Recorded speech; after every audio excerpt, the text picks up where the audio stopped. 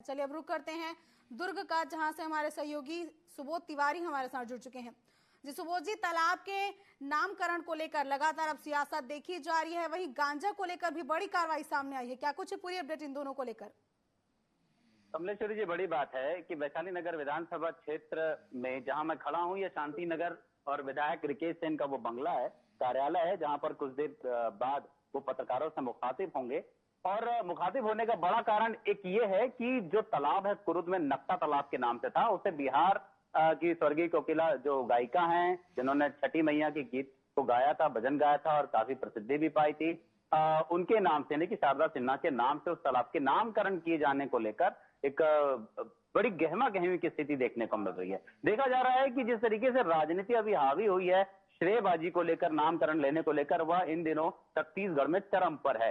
वैशाली नगर विधानसभा क्षेत्र के कुरुद गांव के बारे में बात करूं तो जैसे ही शारदा सिन्हा के नाम से तालाब के नामकरण के होने की जानकारी यहां के स्थानीय कलाकारों को मिली तो वे नाराज हुए और नाराजगी बतौर उन्होंने विधायक रिकेश सेन के कार्यालय में पहुंचकर अपनी आपत्ति जताई और कहा कि जो पंथी नृत्य, विश्व प्रसिद्ध पंथी नृत्य नर्तक हैं देवदास बंजारे, स्वर्गीय देवदास बंजारे, उनके नाम से यहाँ इस तालाब का नामकरण किया जाना चाहिए, न कि बिहार की कोकिला शारदा सिन्हा। हालांकि उनके लिए भी उनके मन में सम्मान है, बावजूद इसके अगर स्थानीय कलाकारों को प्राथमिकता नहीं मिलेगी स्थानीय जगह पर ही, तो आखिर कौन देगा? इस बात को लेकर जब छत्तीसगढ़ क्रांति सेना के पदाधिकारी और तमाम सदस्य, कार्यकर्ता, कलाकार जब रिकेश सेन से मिलने पहुंचे थे अपनी बात रखने के लिए, तो चर्चा के दौरान रिकेश सेन ने शालीनता खो दी।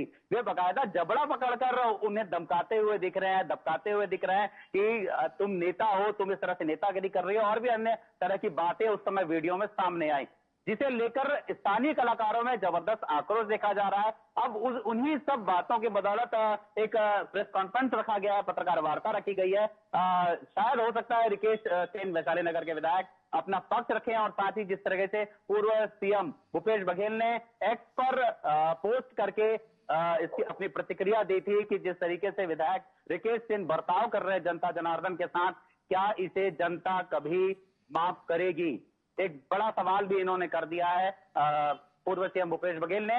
तब दूसरी बात जो बताना चाहूंगा कि दुर्ग में गांजे के एक बड़े तस्कर को कि 2-3 तस्कर पाए गए हैं, जिसमें से एक महिला है, 2 पुरुष हैं। 1,24,000 के गांजे की, मादक पदार्थ गांजे की तस्करी वे गुटखे के थैले में रखकर कर रहे थे और जब पुलिस को इसकी सूचना मिली तो तत्काल उन्होंने दबिश दी और तीनों आरोपियों के साथ गांजे के 1,24,000 लागत के गांजे को पकड़ा है।